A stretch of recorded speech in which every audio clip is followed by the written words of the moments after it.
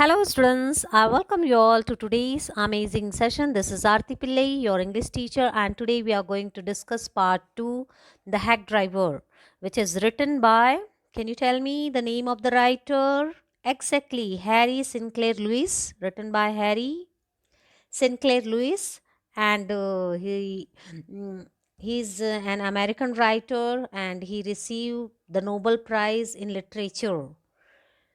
So, students, what happened in this chapter? Up till now, what I explained you in this chapter, right? The narrator of the story explains that after completing his graduation, he started working with a famous law firm in the city, right? And he was working as an assistant clerk there. But students, he was not happy at all with his job of serving summons because sometime he had to face hard situation. That's why he did not like such kind of job. And you know what happened? One day he got the task of serving summons to Oliver Lutkins, who was a key witness in some case, and he lived in a small town named Newmalin. So what happened then? Narrator was very excited to visit a small town, and one hack driver was there who was uh, who was standing at the platform, and he was very cheerful and nice person who helped him a lot in searching Oliver Lutkin. So let's see, students, what happened over there. So what we are going to do exactly, we are going to read the chapter line by line, we are going to underline the difficult words, and we will come to know the meaning. So a lot to know, a lot to discuss. Shall I start? Okay.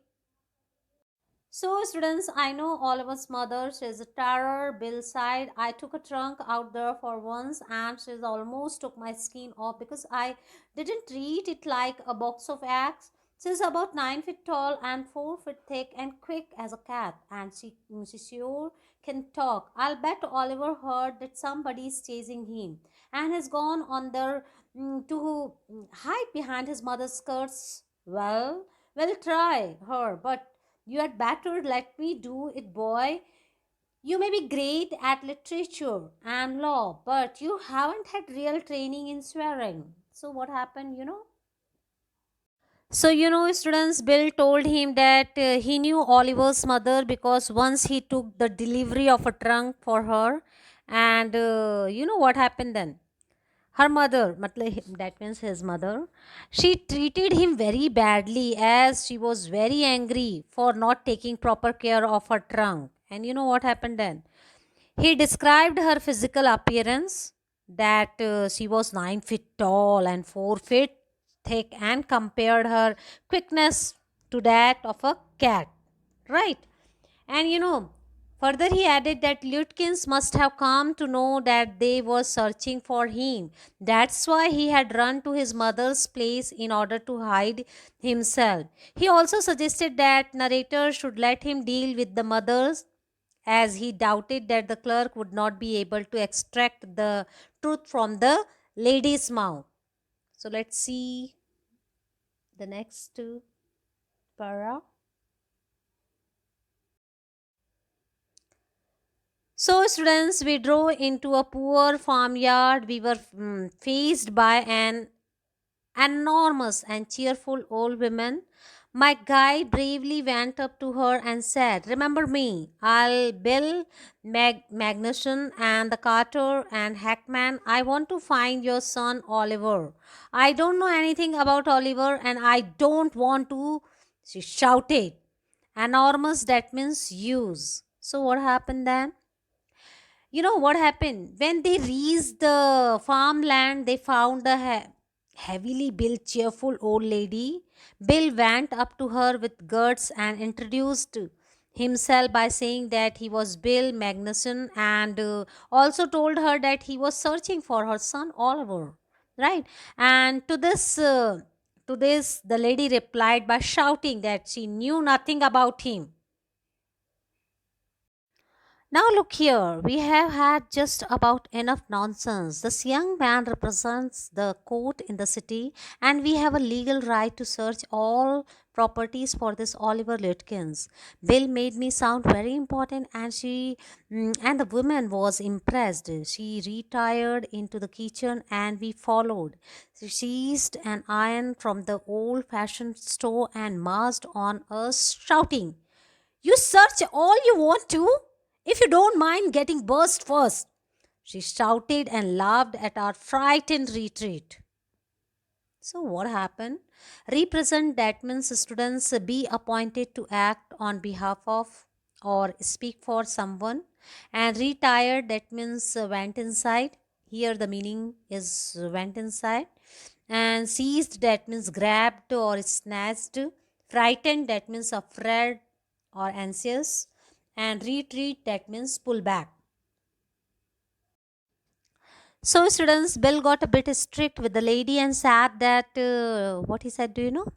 They had been through tough and confusing things, and then they introduced her to the clerk by saying that he was a person appointed by the city court, and he also said that they had got the legal right to search her house to find Oliver Lutkins. And the clerk was happy as he was getting due importance from Bill, and even the lady seemed impressed by him, and she went into the kitchen and both of them followed her. Then what happened, do you know? To their shock, she took out a hot iron from the stove and threatened them to burn. you know. And she laughed when they stepped back due to fear. See the horrible lady, students. She was such a horrible lady. "Let's get out of here. She'll murder us," Bill whispered. Outside, he said, "Did you see her smile? She was laughing at us." I agreed that it was pretty disrespectful treatment. And you know what happened? We did, however, search the house since it was only one story high. Bill went around it, peering it at all the windows. We examined the barn and stable. We were reasonably certain that Lutkin was not there. It was nearly time for me to catch the afternoon train, and Bill drove me to the station. Whispered, murmured, you know very well, speak very softly, and disrespectful, rude, or impolite. Examine, that means to look or consider a person. Barn, that means outhouse, right? Shelter. And a stable, you know it very well, a place where horses tied up. The reaction of the lady was so horrible that Bill murmured to the clerk to leave the place. He agreed that the behavior of the woman was very rude, yet they managed to search the whole house, including the outside and the stable. Okay, and as it was a single storied building, they managed to search the whole of it and could not find Lutkins.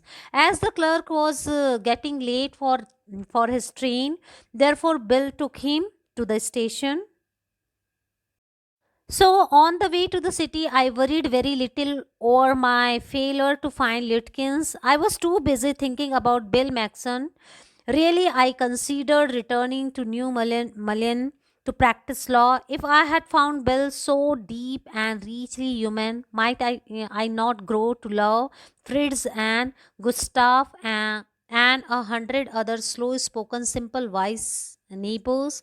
I pictured an honest and happy life beyond the strict limits of uh, universities and law firms. I was excited. I had found a treasure. I had discovered a new way of life. So, children, while the narrator was heading back towards the city, he did not regret his failure in delivering summons to Litkins.